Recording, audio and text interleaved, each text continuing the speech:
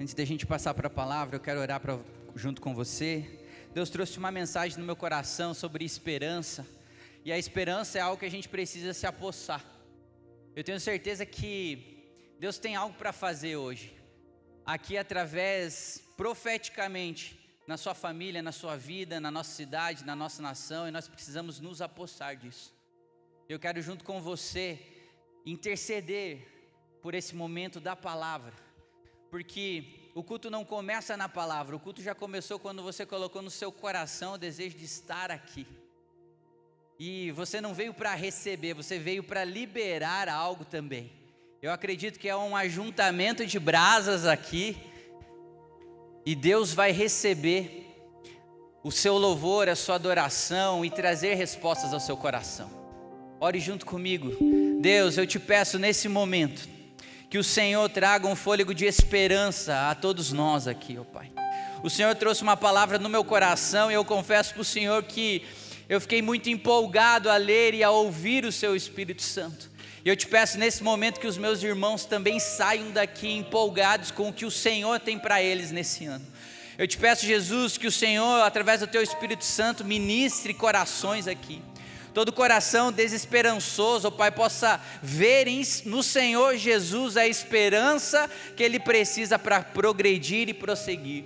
Que todo coração aqui, Pai, triste e desanimado, possa ser alvo da sua bênção e do seu favor. E que toda mente, ó Pai, que não consegue conceber uma alegria vinda da parte do Senhor, possa ser alvo da sua alegria nesse momento, Pai.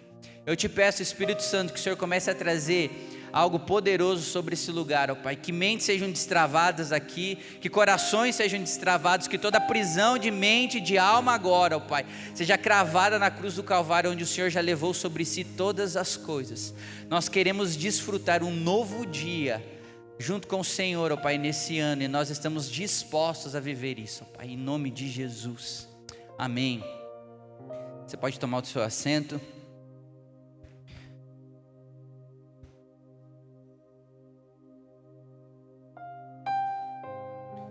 Colocar um timer aqui antes que eu esqueça. Gente, hoje eu vou fazer uma ministração um pouco diferente do que eu costumo fazer. Eu vou fazer um pouco mais expositiva. Então a gente vai ler um capítulo de Isaías, mas eu vou ler numa versão diferente, King James, né? Eu sei que a maioria de vocês usa a NVI, então se vocês quiserem me acompanhar, mas eu quero fazer um acordo com você, porque quando eu comecei a ler o capítulo 51 e 52 de Isaías, aquilo foi um bálsamo para minha alma. Então eu quero dar uma tarefinha para você. Eu quero que ao final do culto, durante essa semana, você tire um tempo e leia Isaías capítulo 51 e 52. Eu tenho certeza que o Espírito Santo vai falar com você. Amém? Domingo, não sei se vocês estavam aqui, mas eu tive um momento de intercessão no culto das 10 horas e Deus trouxe algo no meu coração, que existia um espírito de alegria, um sopro de alegria naquele momento. E quando eu comecei a orar, eu senti que era algo novo da parte de Deus. E ontem, quando eu estava preparando essa ministração, nunca aconteceu isso comigo. Eu abri a Bíblia e o Espírito Santo falou: você vai pregar esses 2 capítulos. E eu comecei a ler esses capítulos, e em Isaías, no capítulo 51, o povo está exilado. Ele está exilado na Babilônia. O povo de Deus, aquele povo que Deus prometeu, que Deus cuidou, o povo de Israel, se encontra exilado. E o capítulo 51 e 52, Deus começa a trazer uma voz de esperança. Deus começa a trazer um tempo novo e uma promessa para aquele povo. Porque no capítulo 50, eles acharam até que Deus havia dado carta de divórcio para eles. Eles estavam tão angustiados, tão desesperançosos, tão aflitos por esse tempo de cativo na Babilônia, que eles acharam que o próprio Deus havia os abandonado e a ira do Senhor estava sobre eles, o que não era mentira. O que era mentira é que eles haviam pensado que Deus havia os abandonado, e Deus não havia abandonado. Então o profeta Isaías recebe uma palavra da parte de Deus de esperança àquele povo. E a palavra de esperança, nós vamos ler alguns capítulos aqui. E por que Deus trouxe ao meu coração. Eu trabalho com vendas, eu tenho uma agência de publicidade, eu também trabalho aqui na igreja em meio período, mas quando você começa a falar com empresários, quando você começa a falar com pessoas no mercado, o início do ano é um início muito difícil. E eu sei que não é só para empresários, né? Para todo mundo, é um ano de incerteza, né? É um ano de política, de Copa, é um ano onde o brasileiro, ele fica meio angustiado, né? E domingo, quando o Espírito Santo ministrou no meu coração sobre um momento de alegria, eu falei, Deus, como que existe um momento de alegria num ano de tanta incerteza? E naquele momento eu fiz o que Deus mandou, eu vim aqui, intercedi, saí daqui com o meu coração repleto de alegria, mas eu só fui entender ontem quando eu comecei a ler esse capítulo. Eu quero junto com você compartilhar aquilo que o Espírito Santo trouxe na minha vida, porque vai servir tanto para algum momento que você está vivendo, sobre a forma que você vê Deus, mas também vai servir, e eu acredito nisso profeticamente, para que o povo que se chama pelo nome, aquele que chama a Deus, aquele que é conhecido como os filhos de Deus, eles precisam exalar algo diferente, eles precisam exalar a alegria. E eu não sei se alguém aqui já foi em estádio de futebol, ou já foi num campeonato de futebol, num ginásio. Eu sempre cito esse exemplo. Quando alguém começa a xingar o juiz, começa uma voz quieta, começa a xingar o juiz. De repente aquilo ali começa a contagiar, e já tem 2, e já tem 3, quando vê já tem uma arquibancada inteira. Eu acredito que existem pilares de inflamação que começam através de uma única voz, através de um chamamento, mas aquilo ali começa a inflamar, tanto para o bem quanto para o mal. E Deus trouxe no meu coração que essa palavra de alegria e de esperança precisa ser um pilar de inflamação para a nossa cultura local. Onde os outros vão ver desesperança, o povo de Deus precisa ver esperança. Aonde as pessoas vão ver algo difícil, o povo de Deus precisa ver o Deus que supera todos os difíceis. Nós somos essa geração. E eu quero junto com você olhar para aquilo que está lá fora com um olhar de esperança.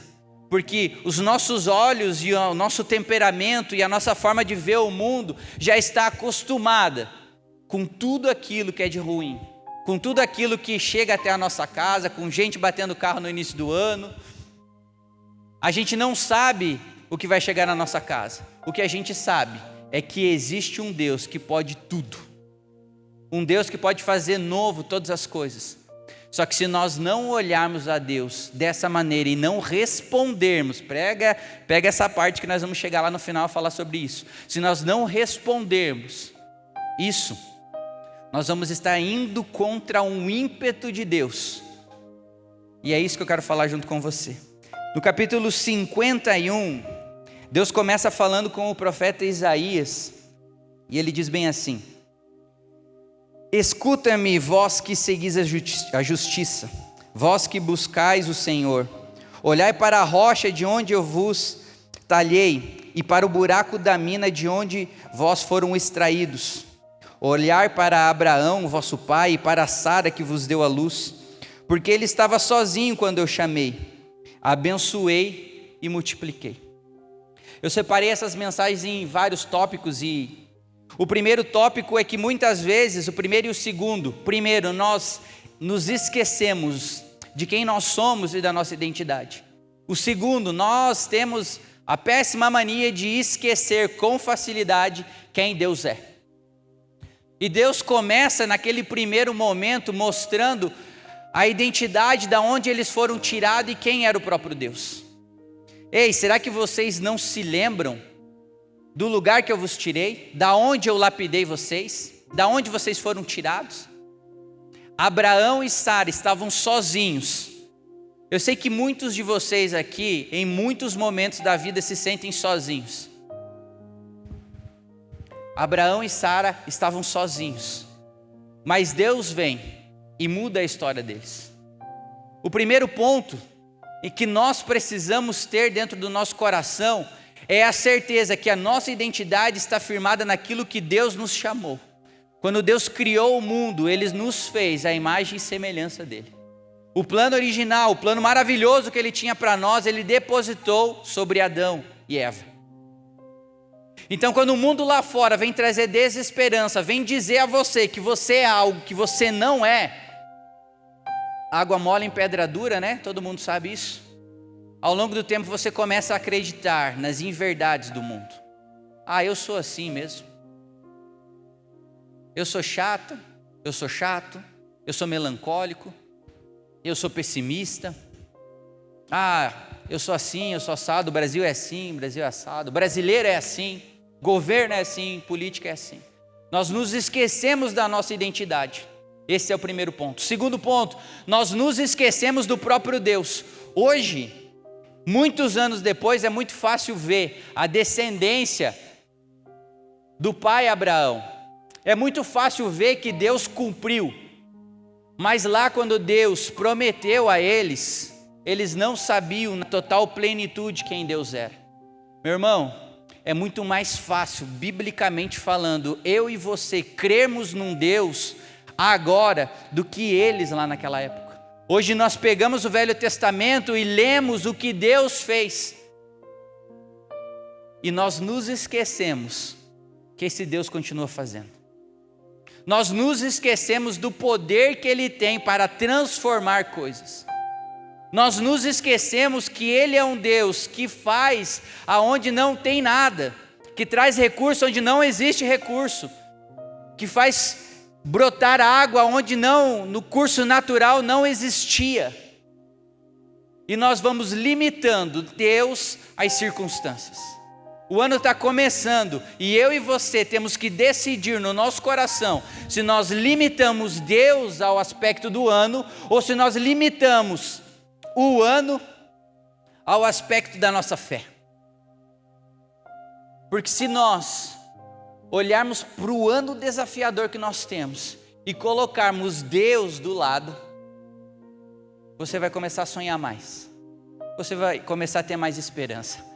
Isso vai empolgar o seu coração. Isso vai trazer sonhos que tinha dentro de você e que antes não tinha. Você vai começar a vibrar, porque você crê num Deus poderoso. Por que nós nos esquecemos ao longo da vida de quem Deus é? Ontem o meu filho menor, eu tenho 2 filhos, o Theo, ele tem 4 anos. E ele começou a correr no gramado lá da frente de casa e querer encostar a mão na árvore. E ele começou a correr e encostar, e ele não ia encostar naturalmente, não encostou na verdade. E eu falei para ele, filho, não desista, porque naturalmente você não vai conseguir agora, porque não dá pé, esqueça, mesmo você pulando não dá pé, mas um dia vai dar. Em segundo lugar, ore para Deus, para que você tenha persistência. Eu falei isso e virei as costas. Quando eu olho para trás, ele está de joelho, falando, Deus, me dá persistência.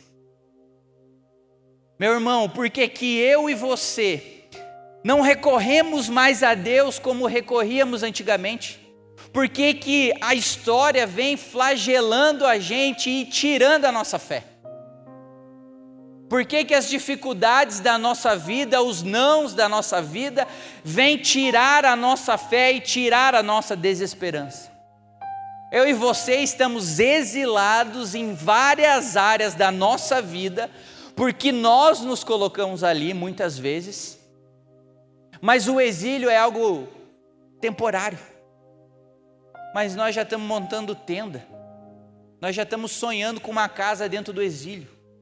Quando Deus vem e promete a nós algo diferente. Nós não podemos nos esquecer de quem nós somos e principalmente não podemos esquecer de quem Deus é. A parte número 3 diz que Deus começa a discorrer uma nova aliança. São novas promessas e uma nova consolação àquele povo. O versículo 3 vai dizer bem assim, porque o Senhor consolará Sião. Ele consolará todos os seus lugares abandonados, Ele fará... Meu irmão, olha que poderoso isso. Ele fará o seu deserto semelhante ao Éden, e o seu deserto semelhante ao jardim do Senhor. Alegria e júbilo serão encontrados nela, ação de graças, voz de melodia. Um Deus que pode transformar o deserto no jardim do Éden.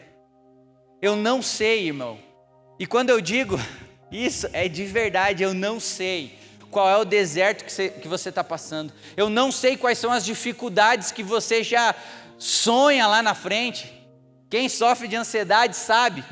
Tem gente que já sofreu pelos 12 meses do ano. Eu não sei o deserto, mas eu sei de uma coisa. Existe um Deus que pode fazer o seu deserto se transformar num jardim florido. Mas eu e você precisamos crer nisso. Eu e você precisamos reagir a isso. Porque onde existia desesperança, precisa brotar dentro de nós uma esperança. Existe uma mensagem aos fiéis. Meu irmão, nós temos vivido uma época, e você vai concordar comigo, onde as nossas relações, elas são superficiais e frágeis. Muitos, e eu sei que existem pessoas aqui assim, vêm na igreja por conveniência, ou vêm na igreja porque precisa de algo, mas não mergulhou profundo no entendimento de quem Deus é. E está tudo bem se você está nessa fase, todos nós já passamos por essa. Só que essa mensagem de renovo e esperança tem um público certo. É apenas aos fiéis. É apenas aqueles que entendem quem Deus é. Escutai-me, versículo 7. Escutai-me, vós que conheceis a retidão, o povo em cujo coração está a minha lei. Quantos de nós temos andado em retidão? Quantos de nós temos vivido o evangelho pleno e vivo da pessoa de Jesus Cristo? Quantos de nós temos guardado a lei do Senhor e colocado em prática todos os dias? Quantos de nós temos sido fiéis àquilo que Deus tem depositado no nosso coração? Deus entrega uma palavra a corações que estão dispostos a viver a esperança que Ele promete. Meu irmão, eu preciso te dizer algo. Deus não tem um compromisso com o Brasil. Isso pode escandalizar você, mas é a mais verdade. Deus não tem um compromisso com o governo, Deus não tem um compromisso com uma cidade, Deus tem um compromisso com o seu povo, Deus tem um compromisso com os filhos dele. É com eles, é conosco que Deus tem um compromisso, é conosco que Deus fez uma aliança, é conosco que as promessas dele seguirão. E eu e você precisamos decidir se nessa história nós estamos com ele ou nós estamos à margem dele. Porque existe algo que é a salvação, meu irmão. Você aceitou Jesus de todo o seu coração, você está salvo. A salvação vem de graça. Ela não precisa, você não precisa fazer nada. Deus já deu isso para você através de Jesus Cristo na cruz. Mas se envolver, sair do cativeiro, depende das tuas pernas. A promessa vem, mas você decide sair de lá. Jesus, através da pessoa do Espírito Santo, pode te dar todos os recursos, trazer todas as pessoas e entregar todas as palavras para você sair de uma vida medíocre e mediana para viver a plenitude de Deus. Mas quem faz isso é você e eu. Marchar para fora do exílio babilônico dependeu das pessoas. Eu e você precisamos decidir se Cristo está fazendo algo em nós ou não. Porque nós seremos conhecidos por aquilo que nós estamos vivendo, e não sobre aquilo que nós estamos falando. Nós estamos fazendo, seremos conhecidos por aquilo que nós estamos fazendo, e não sobre aquilo que nós estamos falando. Nem sobre aquilo que estamos publicando nas redes sociais, nem sobre os conselhos que nós damos. Nós somos cartas vivas sendo lidas todos os dias. Eu e você temos um compromisso com Deus. E nós precisamos entender que nós precisamos viver em santidade, amar a Deus e trazer uma resposta ao coração de Deus e ao ímpeto dele. Na parte 5, Deus exige algo de nós. E você vai ver no capítulo 51 e no capítulo 52, várias vezes ele falando assim, ó. Desperta, desperta, ganhe força, ó braço do Senhor. Desperta como nos dias antigos, nas gerações dos tempos antigos. Não és tu aquele que despedaçou Raabe e feriu os monstros marinhos? No início do capítulo 52 ele vai falar a mesma coisa. Desperta, desperta e veste-se de poder. Deus também, através do profeta Isaías, dá um chacoalhão naquele povo. Sabe por quê? Porque num povo fraco e desesperançoso não existe força neles. Não existe convicção. Quando o profeta chega para eles e fala bem assim, ei, desperta e veste-se de poder, ele não está falando sobre um poder que vem da parte de Deus. Essa palavra no original fala sobre se revestir de força, se revestir de dignidade. Porque se o próprio Deus está falando, ei, se revistam de dignidade, é porque a dignidade do povo já deixou de existir. Eu e você já andamos derrotados. Eu e você já andamos de cabeça baixa. Eu e você já andamos desesperançosos. O ano nem começou e só sai da sua boca palavra de maldição. Não porque o ano vai ser difícil, não porque o governo não vai mudar, não porque agora é época de Copa do Mundo. Meu irmão, se a sua mente crer nisso, que a sua boca não profira isso. Porque eu sei que existe uma luta, eu sou assim, uma luta entre aquilo que nós cremos e aquilo que nós falamos, mas as nossas palavras trazem vida, e Deus nos chama para nos despertar. Ei, se desperta, acorda dessa mentalidade mundana que quer escravizar a gente numa pluralidade, onde nós só temos 2 lugares para escolher. Ei, vocês não podem escolher lugar algum, porque vocês não pertencem mais a vocês mesmos. Nós pertencemos a Deus. Você já deve ter ouvido o pastor Jefferson falar isso 1000 vezes. Nós não somos de direita, nós não somos de esquerda. Nós somos aquele que vem do alto, porque do alto nós buscamos o socorro. E se eu e você não somos daqui, porque nós acreditamos que não somos daqui, nós precisamos viver como pessoas que não são daqui. Porque pessoas que não são daqui acreditam em coisas sobrenaturais, acreditam numa esperança diferente da que o mundo prega.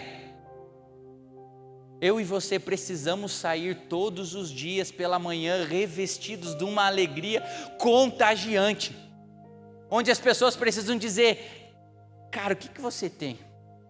O que você tem de diferente? Não é possível. Pessoas que conhecem vocês vão dizer para vocês, ei, eu conheço você, eu sei a luta que você passa na sua casa, eu sei a luta que você passa no seu trabalho, mas por que você continua feliz? Por que você continua ouvindo louvor? Por que você continua vindo na igreja? Por que a alegria bate sempre a sua casa? Por que a sua grama é sempre mais verdinha? Eu sei o que você passa, não era para você estar assim. Não era para você estar confiando num Deus, acabou de bater o carro. Não era nem para você estar testemunhando. As pessoas vão dizer isso, mas você precisa dizer para elas, você não viu o que eu vi. Toda manhã eu vejo o meu Deus e Ele tem promessas para mim. Ele traz recurso à minha casa, Ele traz palavras de esperança, Ele traz pessoas que me ajudam.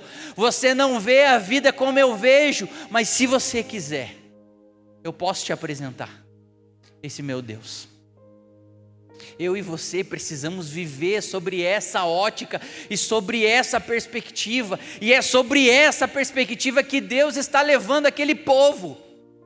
Porque, meu irmão, viver 1 ano no cativeiro é uma coisa, viver 10 anos é outra, viver 50 anos, que é quando essa palavra chega, é totalmente diferente. Uma geração já se passou, pessoas já morreram.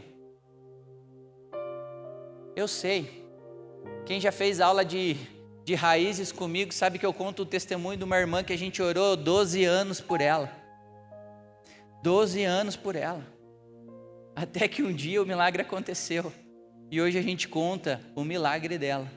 E a gente vai contar 12 anos, 13 anos, 15 anos, 20 anos, 30 anos, aquilo que Deus fez. Nós estamos aqui milhares de anos depois, contando o que Deus fez. Meu irmão, o que é o tempo que você está passando? Ei, essa voz que diz para você, chega, não ora mais. Essa voz que diz para você, não há mais esperança. É o diabo querendo colocar você num cativeiro que Deus já te tirou. É o diabo querendo levar você para um lugar onde você não está mais. Eu sei que para algumas pessoas que aceitaram Jesus, tem pessoas que chegam e descredibilizam você. Só que você precisa olhar para elas e falar bem assim, ei, eu não estou mais lá. Sabe aquele lugar que você me via? Eu não estou mais lá. Sabe aquela boca suja que eu tinha? Eu não tenho mais. Sabe aquela mentalidade que eu tinha? Eu não tenho mais. Porque uma vez que de Cristo nos revestimos, uma nova criatura somos a partir de Cristo. Não podemos apagar o nosso passado e nós olhamos para aquilo. Falamos, eu não quero mais viver daquele jeito. Mas você não pode me levar para lá. Sabe, uma geração que é acostumada a ser livrada, que é acostumada ao livramento. Quando Deus a chama para dominar um novo lugar, ela não consegue reagir a isso, porque ela sempre foi levada ao livramento. Mas Deus nesse momento está deixando claro ali, ei, vocês, da minha parte vocês têm um livramento, mas ei, desperta, acorda. Se veste de ânimo, se veste de alegria, lembre de onde que eu te tirei, lembre da promessa do seu pai, Abraão, que estava sozinho, com um lar infértil, mas eu fiz dele uma multidão. Talvez você está pensando assim, William, você fala isso, mas você não conhece minha vida, você não sabe aonde eu estou, aonde eu me enfiei, eu vou levar anos para sair. Meu irmão, pode ser que você leve anos para sair da onde você estava, mas cada dia que você caminha com Cristo, você já não está mais aonde você está hoje, porque nesse caminhar com Cristo, Deus sempre te leva para uma estação diferente. Eu não sei você, mas eu cansei de viver em círculo. Existem três formas de você viver: em círculos, onde passa ano, vem ano, você tem a mesma sensação que as coisas estão acontecendo. Ou você vive em ciclo, você vive aquilo, completou aquele ciclo e você passa por uma nova etapa. Ou você vive num circo. E no circo, meu irmão, você já não está nem aí se você está vivendo 40 anos no deserto ou 40 dias.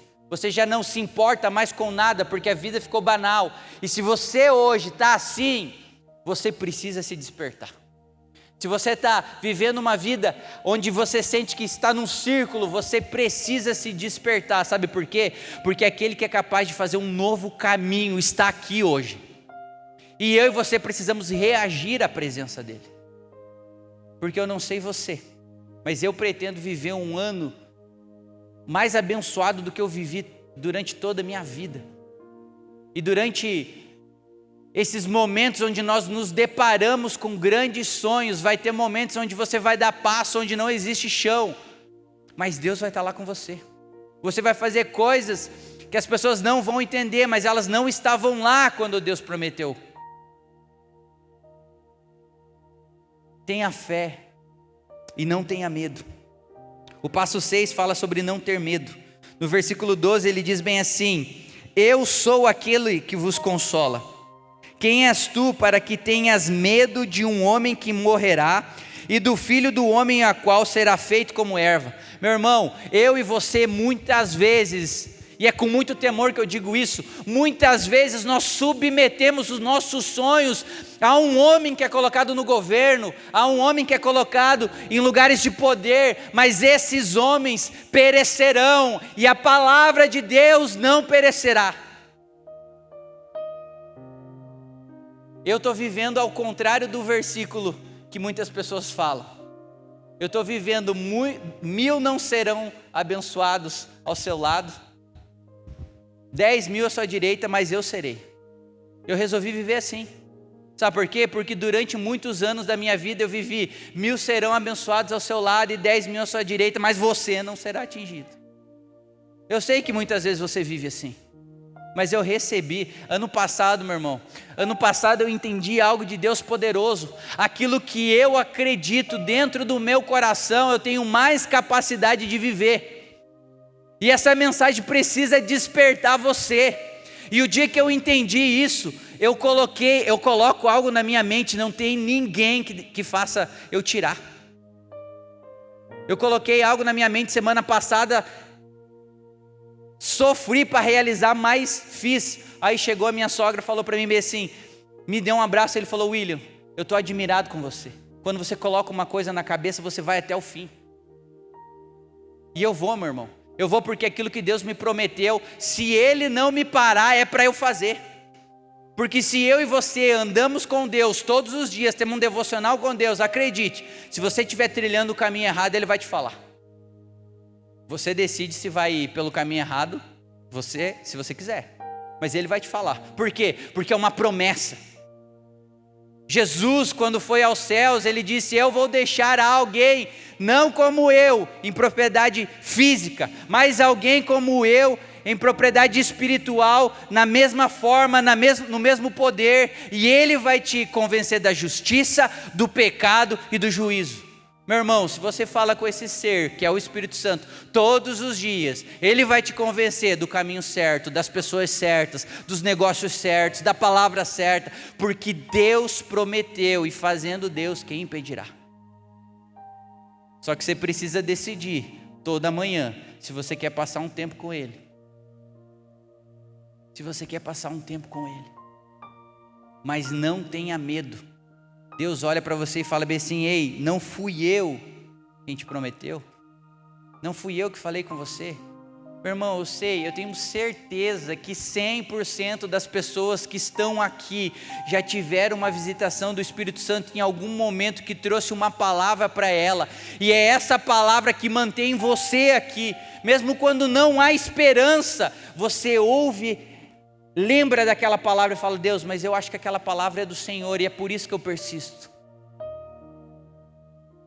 é por isso que eu insisto, é por isso que eu estou aqui, Deus, na tua casa, mesmo quebrado, dilacerado, fisicamente, emocionalmente. E Deus só quer isso, meu irmão. A matéria-prima do milagre é você. A matéria-prima do milagre é o caos que nós estamos vivendo. A matéria-prima do milagre é a dificuldade que você está vivendo. Porque se você quiser contar um testemunho aqui, você vai ter que passar um perrengue.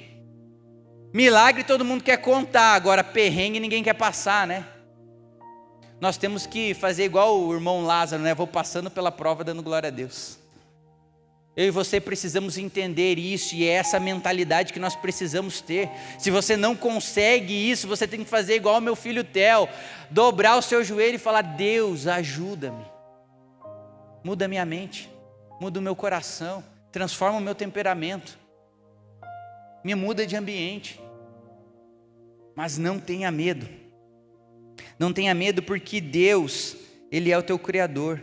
Esquecestes do Senhor teu Criador, que tem estendido dos céus, que pôs os alicerces na terra, e você tem sentido medo continuamente, todo dia, por causa da fúria do opressor.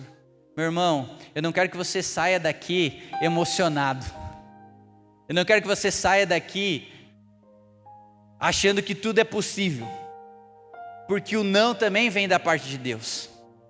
Mas até você não ouvir o não da parte de Deus, você precisa ter coragem, força, ânimo e alegria no teu coração.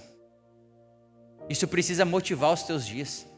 Isso precisa motivar os seus dias, porque um ano inteiro está para começar. E eu e você precisamos ter essa mentalidade. E por último, você precisa confiar em Deus.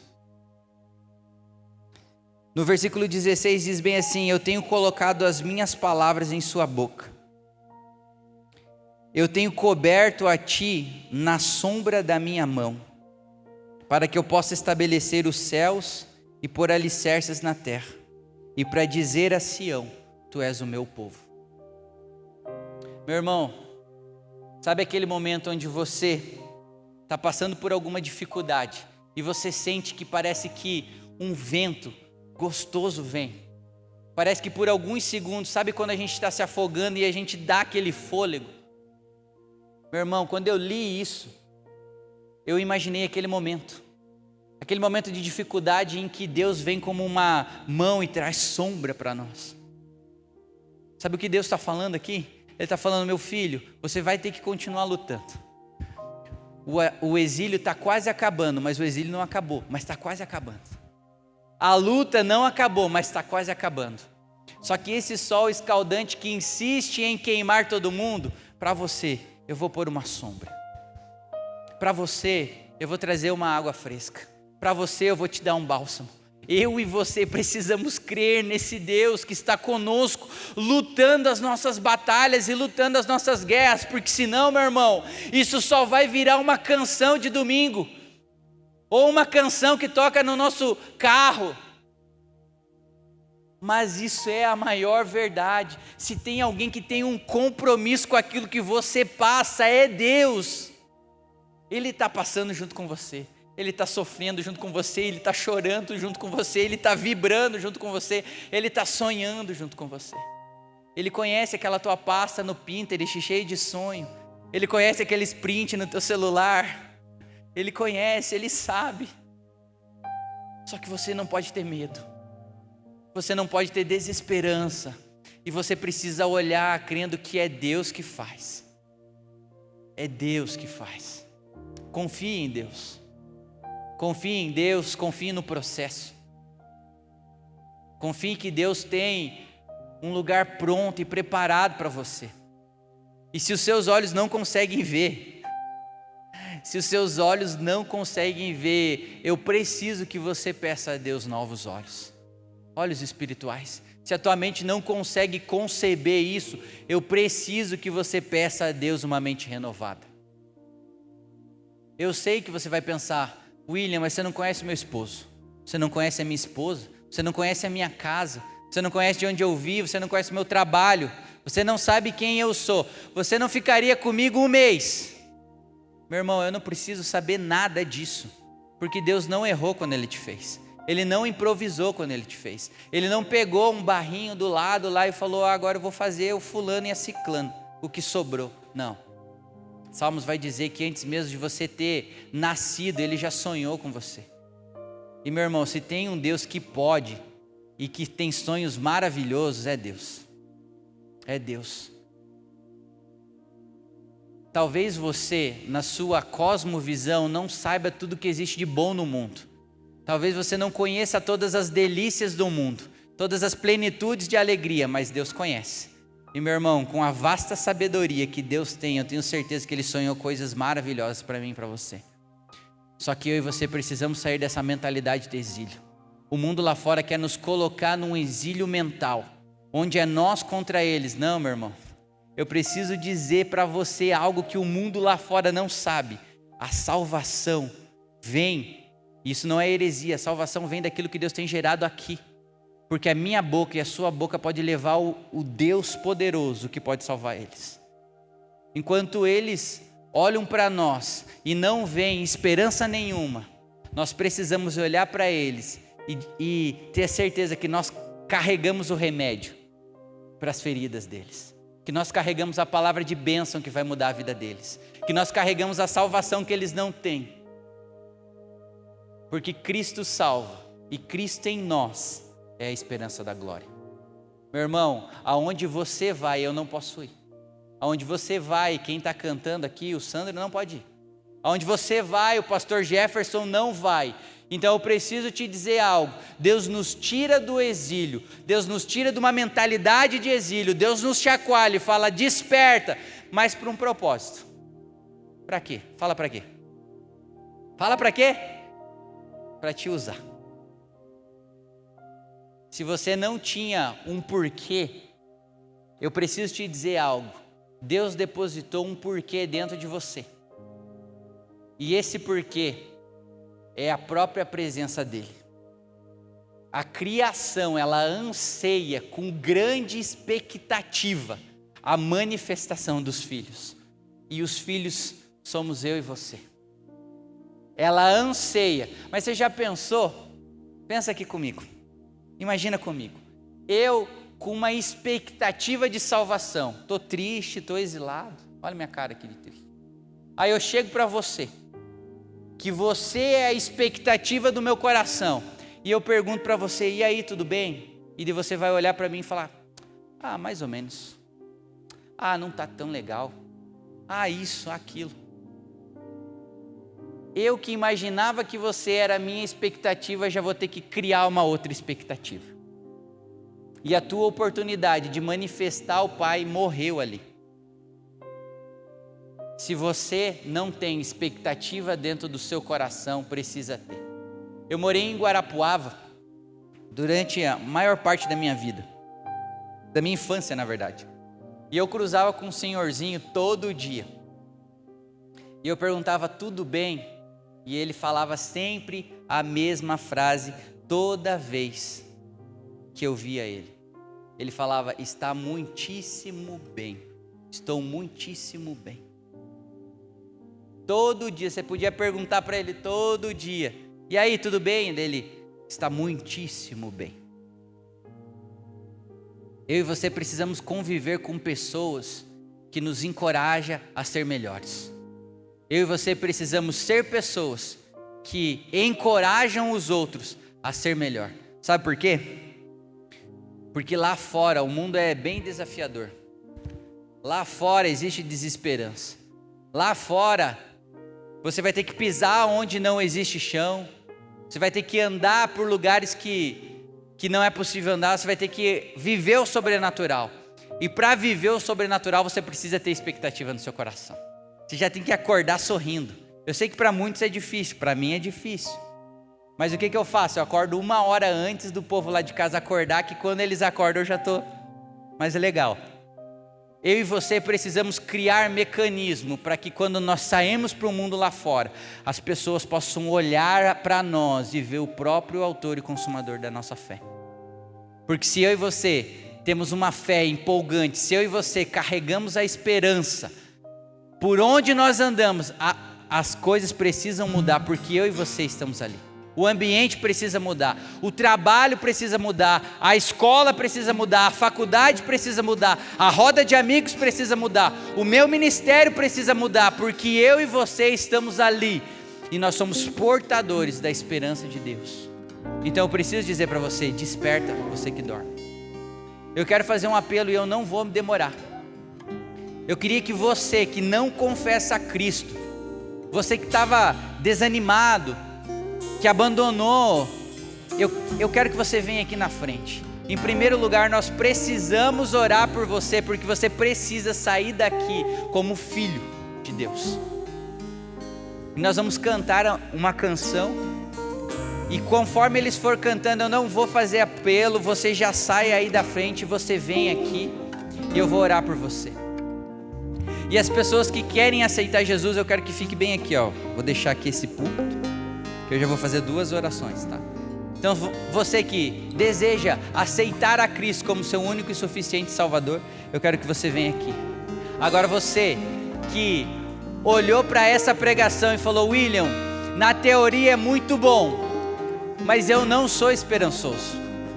Eu sou até bem melancólico, na verdade. O meu copo está sempre vazio. Eu quero orar por você. Sabe por quê? Porque quando Deus nos chama e Ele fala desperta, Ele requer uma reação minha e tua. Se você olha para dentro de você e não vê esperança, eu quero orar por você. Porque eu quero que você saia daqui com a mesma alegria que eu saí daqui domingo, olhando para 2026 e crendo que dias de sorriso e de alegria virão, porque eu creio em Deus. Amém? Se coloque em pé. Adore ao Senhor. E se você quiser vir, venha rápido. Eu quero orar por você.